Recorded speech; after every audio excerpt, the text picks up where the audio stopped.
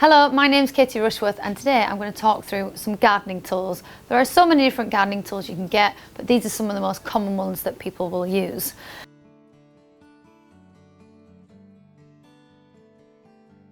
I'm using this great grow bag as well today because it keeps all my compost in one space and makes sure there's no mess everywhere. And these are really useful in small spaces, or if you just want to kind of temporarily plant things in your garden. So it might be you want to do salad crops in the summertime, but you don't need all this space in winter and it can go away. So they're really handy actually.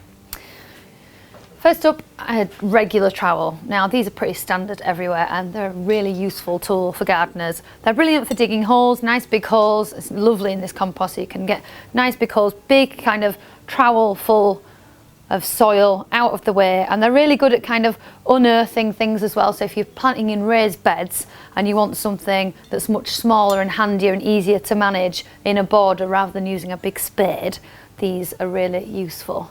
So every gardener should have a good trowel. Then there are trowels just like this one. Now I find these particularly useful. The pointed end means they're really nice and sharp, so they're great for bulb planting. And this one also has measurements on, so you can see here it's got 2, 3 and 4 inches. And when you're planting things like bulbs, it often says to bury them to 3 times the depth of the bulb.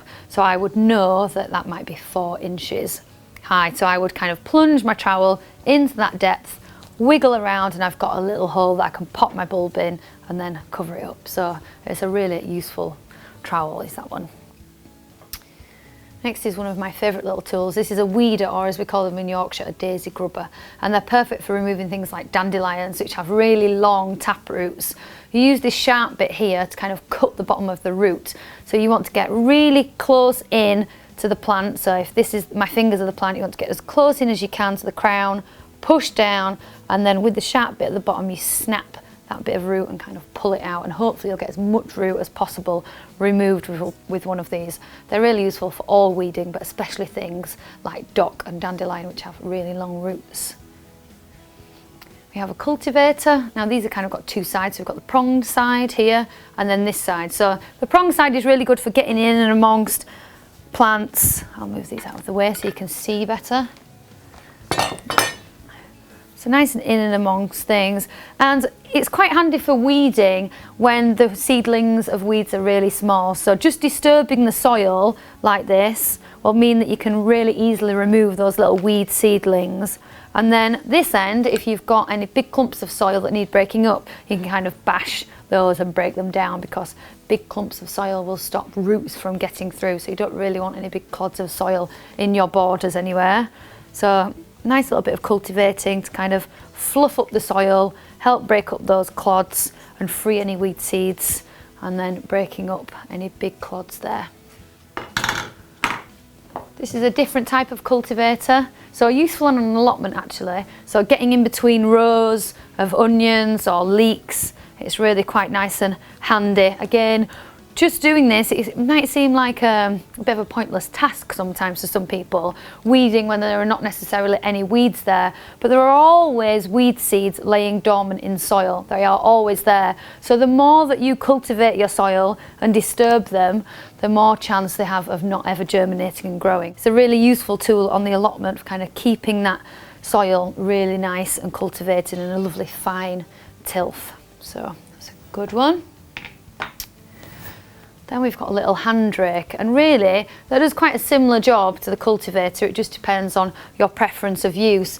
But this would be really good for kind of using in a raised bed before you start to sow any seed.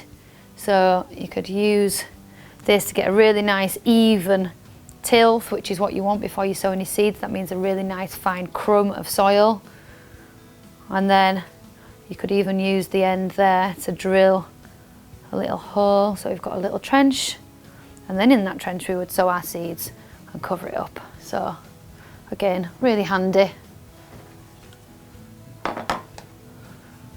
This is a dibber, so it looks quite vicious, but actually it's really handy tool. It's great for things like planting bulbs. Again, you can kind of get really nice deep holes like that.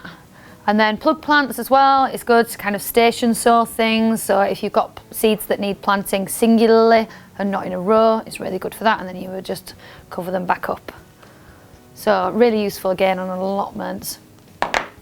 Then we've got our garden fork. Everybody usually has one of these along with a trowel. And again, for disturbing the soil. It's actually quite good at digging holes, to be honest. So again, it's just another useful tool in the garden. It's also quite good for weeding, hand weeding.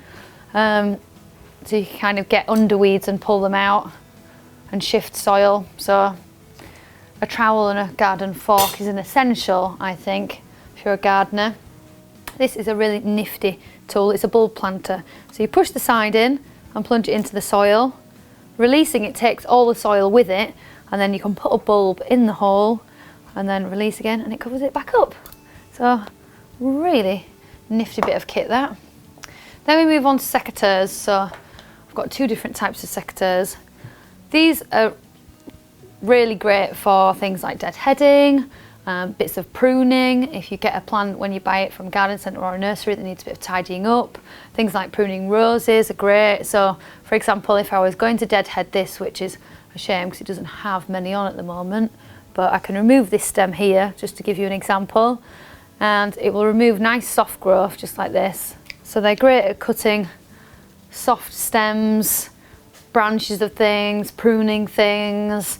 You know, they really are an essential in any garden. And make sure you look after them over the winter, so oil them or put a lubricant on them so they keep them nice and pliable and usable really, because once they start to rust up, they're really difficult to use. And then these are Anvil secateurs.